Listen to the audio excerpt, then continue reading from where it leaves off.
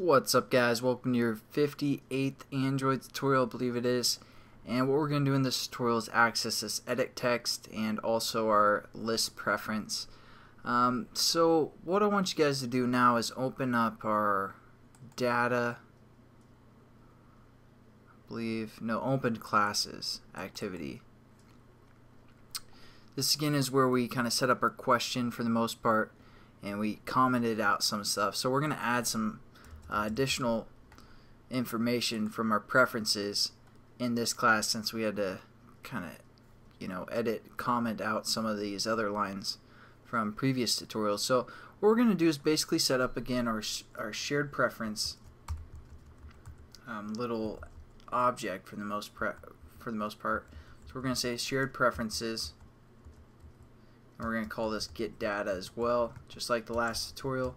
It's going to be equal to the same thing. Again, we're just going to access the preference manager dot get default shared, and then get base context.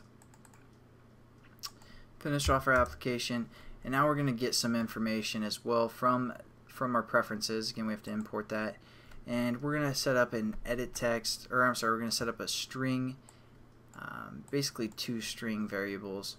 We're going to call first string edit text, or ET phone home, and what we're going to do is with ET here is we're going to again say get data dot get string this time, and again we need to access our key reference. So let's open up our preference XML here, and as for our edit text we used name, but that's what we're going to use, I guess. Basically, we're going to change our question from our preferences. And then also for the default value, we're going to say Travis is. Again, that was our default question for the most part. Alright, so now what we need to also do is set up our values, which will, or get our values for the most part. We're going to say string values, because again, even though we have the values equal to 1, 2, 3, and 4, which seem like they're integers, we set it up as a string array within our array XML. So again, it's going to be a string for the most part. So we're going to set our values equal to get data dot get string, because we're looking for a string as well. And then let's check out what our key was. Our key was called list. So we're going to say list. Finish that off, and then default value we're going to set up as a, because if you look at this,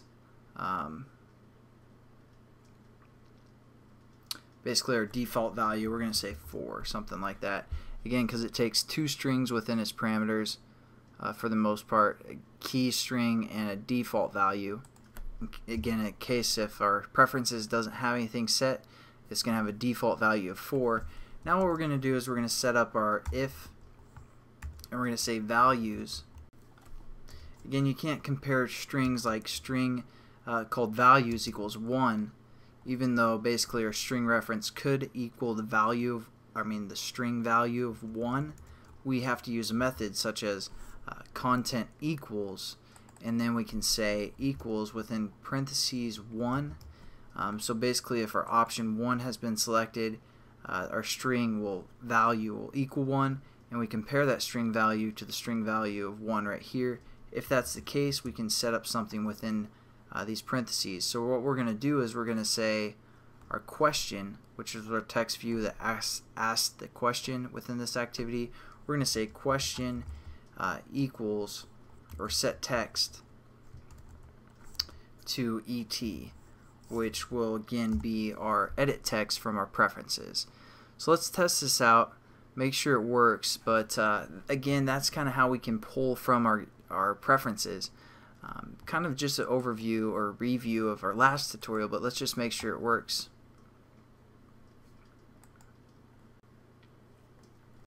Alright, so let's open up our menu, go to preferences, set the edit text to something like preferences are.